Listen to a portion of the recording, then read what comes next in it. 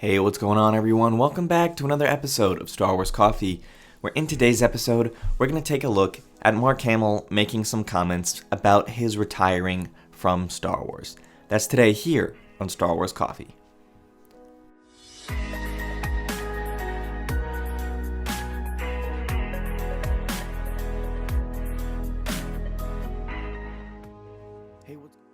Hello there to all of the returning subscribers, but if you're new to the channel and you're just finding Star Wars Coffee for the first time, be sure to always hit that like button, hit that subscribe button, and turn on that notification bell. And don't forget to check out Star Wars Coffee on Twitter and Twitch. And don't forget to check out the official Star Wars Coffee merchandise. Links are in the description below. Do it! And now let's go to a galaxy far, far away. This is the way. Mark Hamill is clearly one of the most, if not the most beloved character and actor in the Star Wars franchise. Luke Skywalker is such an iconic character to everybody from any generation of Star Wars fans, whether it be the original trilogy fans, the prequel trilogy fans, or the sequel trilogy fans. Anybody who grew up in any of these eras cannot miss the fact that Luke Skywalker is one of the most important characters in film history. And Mark Hamill himself is the embodiment of Luke Skywalker in a sense. Mark Hamill is just such an amazing person, and I don't know any Star Wars fan who's not a fan of his personally. Mark Hamill considers The Rise of Skywalker to be his swan song for Luke Skywalker. And we're going to take a look at this article written by Grant Davis over at Star Wars Newsnet, who did a good job of pulling together some comments that Mark Hamill made about his retiring from Star Wars and his end of the character with Luke Skywalker. A few days ago, Mark Hamill revealed that Star Wars The Rise of Skywalker was his final performance as Luke Skywalker. Now, he's elaborating a bit on this statement by indicating that he is not opposed to the idea of returning, but he believes that the final film of the Skywalker saga was a suitable send-off for the character, and that he feels like it's time for other characters and actors to take the spotlight. In a May 9th interview, Mark Hamill left a note claiming that his days of playing Luke Skywalker were done with the release of The Rise of Skywalker, saying, "May the 9th be a bittersweet episode, knowing it was the last time I would ever play Luke. #bye bye Luke." This lines up with previous messaging from the original Star Wars actor, such as when he mentioned on June 30th, 2019, that The Rise of Skywalker was his final Star Wars movie, or when he wrote on April 3rd, 2020, "Thank you note to the fans."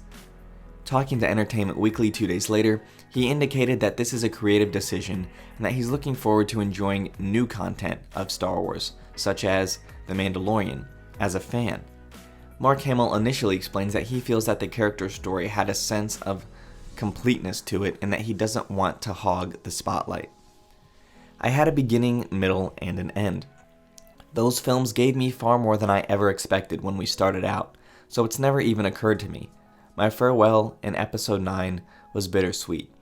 I love all those people, and I certainly have affection for George and the character he created. I'm full of gratitude for what it has given me and my career, but I don't want to be greedy. There are still so many more stories to tell, and so many great actors to tell them. They don't need me." As it stands, The Rise of Skywalker completed Luke Skywalker's acceptance of becoming a mentor, telling Rey that he learned from his prior failures and giving her the confidence to carry a new generation of Jedi forward, emphasizing the points established in The Last Jedi were left unspoken to his last student when she left to fight in the war. He demonstrates the sense of peace and purpose that he has as a part of with the Force, being with Rey in her final confrontation and silently approving as she commits to a new identity as a Skywalker. And while Rey and Luke initially communicate going forward, when stories set after the end of the Skywalker saga are inevitably told, Mark Hamill may just feel that those stories don't need his physical presence in order to work. Still, a return for the role after publicizing a retirement plan would not be out of character for Mark, as his second most famous role of the Joker went through that process. Back in 1992, he voiced the character in Batman the Animated Series, and he would continue to reprise his role across the DC animated universe, which lasted all the way through 2006, occasionally lending his voice to the character for some appearances outside of that medium. In 2009, he played the character again in Batman Arkham Asylum and made a commitment to a franchise. But when 2012's Arkham City arrived and ended with the plot twist that a terminally ill Joker died for real after a failure bid to obtain immortality, Mark Hamill explained that he felt that this was the perfect point to check out and let other voice actors try their hand at playing the character, like Troy Baker in the prequel Arkham Origins. However, Joker appeared a hallucination and flashbacks in the sequel Arkham Knight, which let him voice the character again. While plenty of other voice actors have taken a crack at the role of the Joker since then, Mark Hamill has continued to voice the character when requested. It seems possible, then, that this may not be the last that we have seen of Mark Hamill as Luke Skywalker, at least where voiceovers are concerned. There's a good 30 years of content set between Return of the Jedi and The Force Awakens that Lucasfilm is starting to explore now that the sequel trilogy has concluded, and as such, there would be likely opportunities for Hamill to return as the voice of Luke Skywalker in an animated form. Hamill voiced Luke in Star Wars Forces of Destiny, and considering his prolific voice acting career, it seems like animation would be the easiest place for him to keep playing the character to explore the long span of time.